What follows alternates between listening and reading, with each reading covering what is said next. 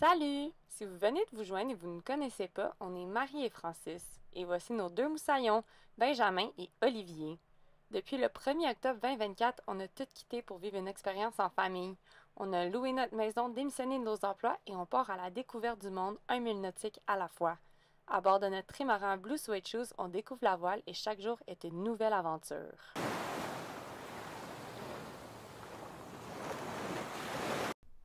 On vous emmène avec nous dans une navigation sur Blue Suede Shoes, mais on vous assigne comme matelot, pas capitaine tout de suite. On va vous former un peu avant. 6h30, puis une journée de navigation aujourd'hui pour aller jusqu'à Nassau.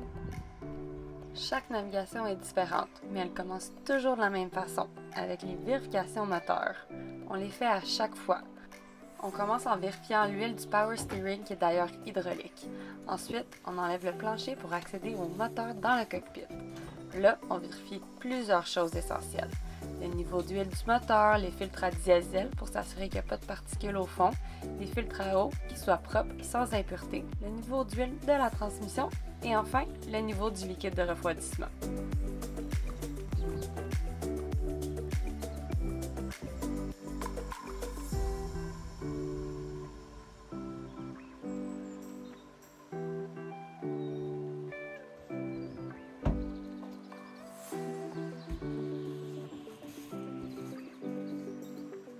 Pendant que le capitaine finit ses vérifications de moteur, moi je m'occupe de vider l'eau dans la chambre en arrière. Elle entre par le safran. Notre safran est exposé, alors à chaque fois qu'on beach ou qu'on frappe quelque chose comme un corail, un peu plus d'eau s'infiltre à chaque fois. C'est déjà prévu, cet été on sort le bateau d'eau pour le réparer.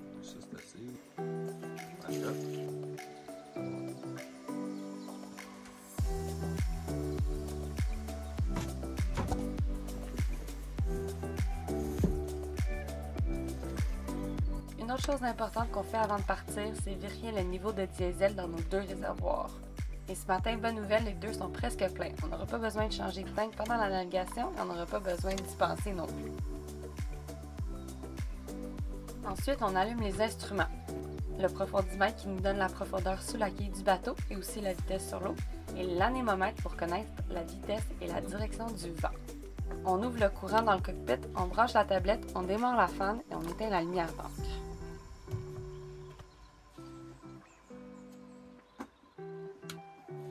Francis, lui, prend toujours des notes dans le journal de bord. Il inscrit les heures de moteur, l'heure de départ, les marées hautes et basses, le vent annoncé, la pression atmosphérique, nos coordonnées et le lieu de départ. Ensuite, on démarre le moteur et on vérifie tout de suite s'il y a de l'eau qui sort du tuyau d'échappement. C'est une étape cruciale qui va d'ailleurs nous jouer des tours très bientôt. Tout ça va nous prendre environ une quinzaine de minutes et après, on est prêt à lever l'ancre. C'est un guindeau manuel, donc pas de bouton magique ici, juste nos bras, notre dos et un bon souffle. Un petit workout matinal pour lever l'ancre.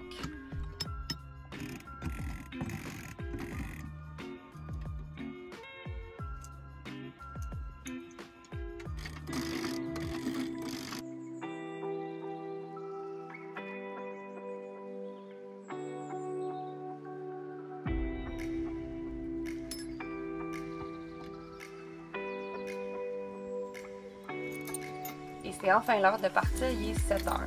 Il y a toujours quelqu'un qui va faire la vigie à l'avant, surtout avec tous les coraux dans le coin, il ne faudrait pas en frapper un autre. Pendant ce temps-là, les enfants vont se réveiller doucement. Je vais faire les lits et bientôt ça sera l'heure du café et du déjeuner.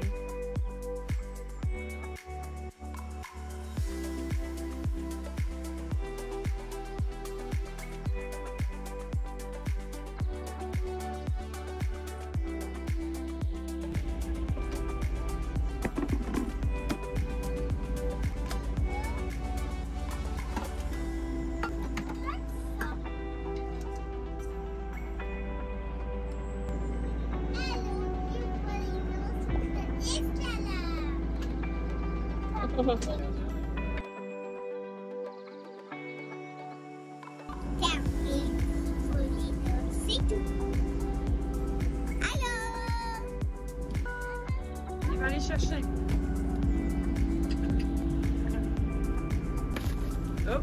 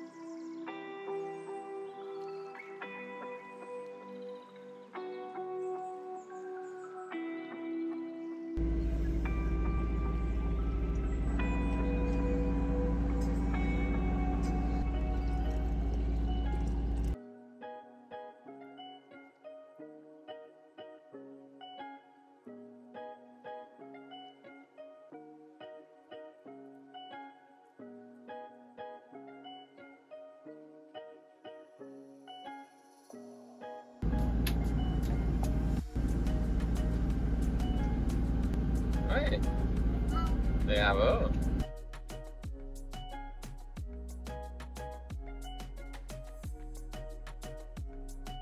Ce matin, on est parti de Normandy Cape. Là, on est en direction de Nassau. Ça devait prendre environ 8-9 heures. Là, on a monté le chinois, fait qu'on a accéléré d'environ 1-2.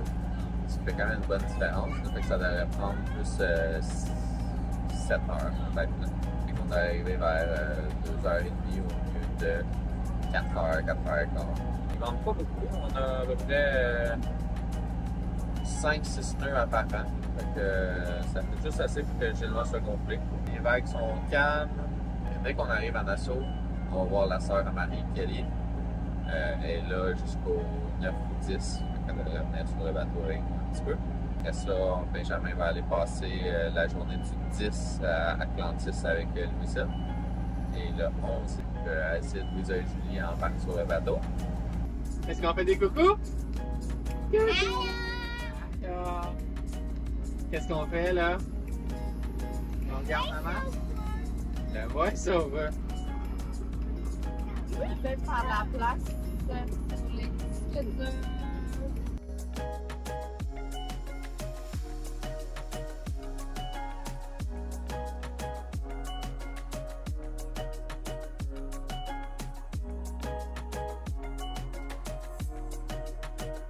Il ne pas faire de dos, fait que parce que c'est en train de préparer notre lunch. On va se réessayer dans une heure possible de coucher.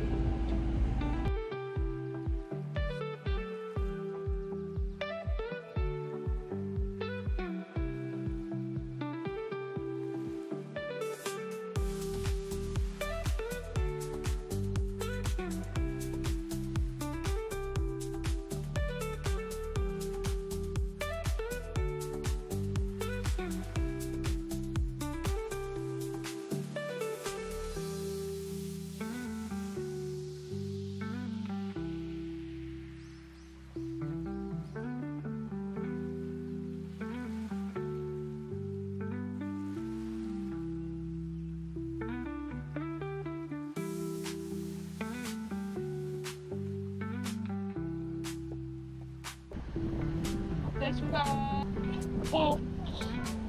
Ouais, c'est bon.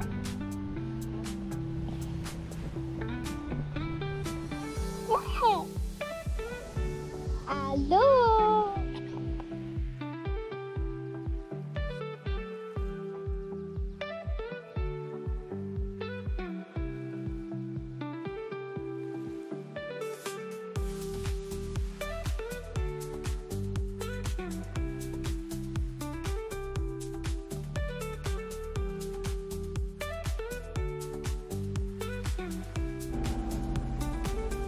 Ferme les tiroirs.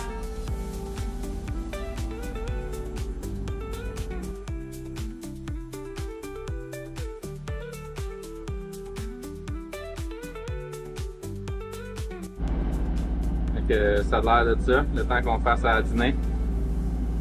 Les gars ils ont pris des bacs de jouets, fait un peu de bordel.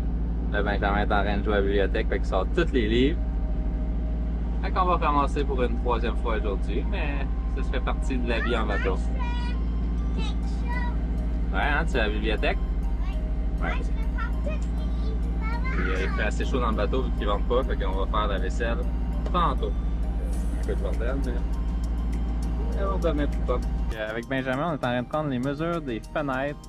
Mamie et Papou sont en train de nous faire des belles toiles pour le soleil. On va venir ajouter des petits snaps ici. Fait que là, je suis en train de prendre les mesures avec les angles. Je vais faire les deux de côté.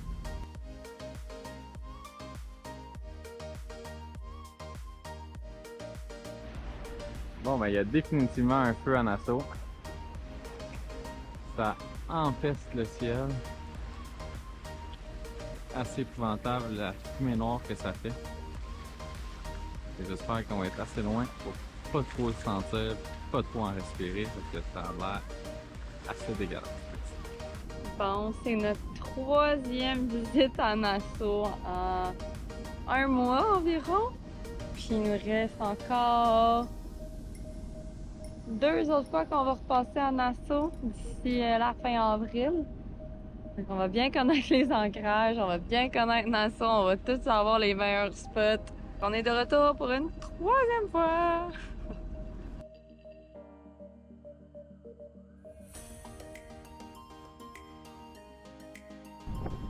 Allez mettre l'ancre!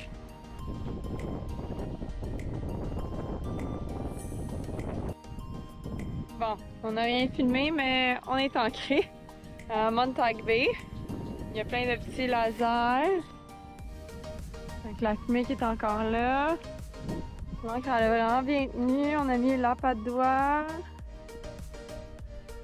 Il y a quand même beaucoup de bateaux. On s'est mis à l'extrémité, comme ça on est sûr qu'on va être correct. Surtout à l'étal, parce qu'à l'étal, c'est là que les bateaux ils savent pas trop comment se placer. Fait qu'on est venu à l'écart de tout le monde.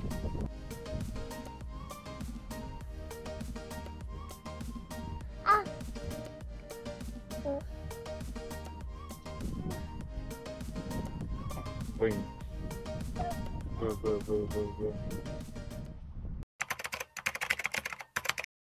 Bon matin. L'alarme du moteur, comme quoi que la température de l'huile était trop chaud, est partie. On était en plein milieu de la voie maritime pour le Harbour de Nassau. On n'était pas trop avancé encore, là, fait qu'on est venu s'ancrer encore à Montague Beach. Puis là, ben, on a continué à faire marcher le moteur, fait que l'équipe de refroidisseur, il a vraiment surchauffé. Fait que là, le bouchon il a sauté, il y a une canne partout. On a réussi à s'ancrer. Fait que là, on est plus dans les jambes de personne. Fait que là, on a le temps de régler les problèmes. On attend qu'Étienne nous rappelle.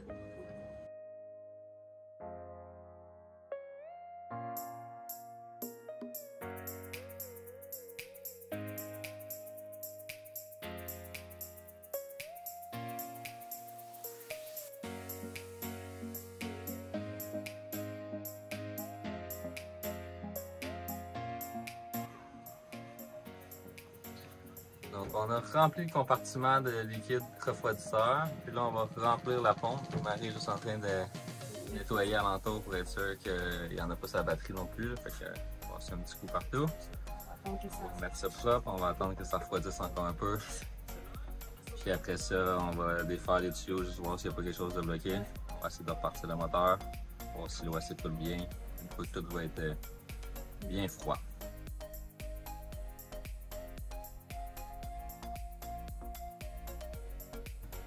J'ai enlevé le couvercle pour la pompe à eau de mer. Pour vérifier que notre petit impeller il était en bon état. Ça, c'est un de sphère. Fait que là, présentement, tout a de l'air beau. On peut. Tout a de l'air beau. Puis, quand j'ouvre la valve pour le bateau à l'extérieur, ben, l'eau elle circule à travers la pompe, les tuyaux, puis elle s'en va dans le bateau. Fait que pour l'instant, il n'y a rien de bouché dans cette partie-là. Fait que là, on va refermer ça, enlever l'eau, puis on va essayer de repartir le moteur, voir ce que ça fait. Qu'est-ce que tu faisais, Marie? Je pensais que ça avait perdu une vis. C'est pas elle. T'es sérieux? Il semblait qu'elle était trop loin. J'ai trouvé une vis. C'est pas elle. On recommence. On va essayer de partir le moteur. Power.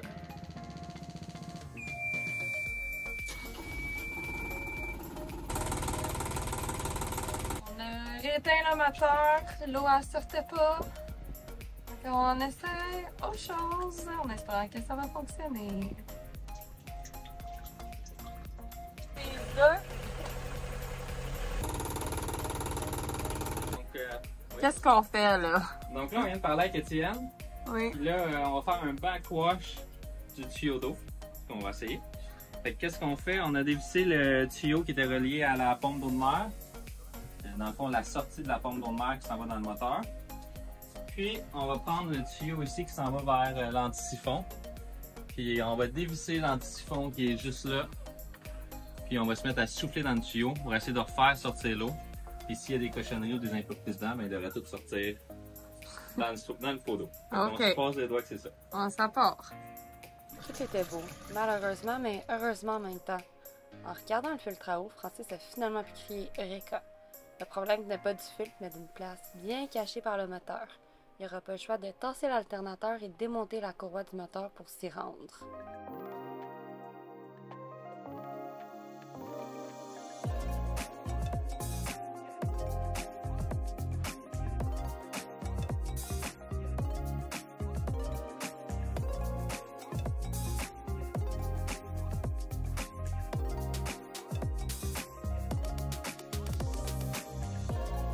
après environ 1 heure à défaire des morceaux, monter des morceaux, appeler Étienne, on a finalement réussi à enlever la courroie sur la pompe à eau. Fait qu'on voit qu'elle était plus que due. On est bien content d'avoir eu un rechange. C'est Étienne qui l'avait commandé parce qu'il trouvait ça un petit peu spécial d'avoir une courroie à cet emplacement-là. D'habitude, c'est un engrenage, dans certains bateaux en tout cas. On a réussi à la changer, fait qu'on va essayer de s'en trouver un autre super. Là, tout est remonté, on peut voir, tout est beau, nettoyer un petit peu. Fait que là, on va essayer ça, voir si ça fonctionne. Et on se croise les doigts.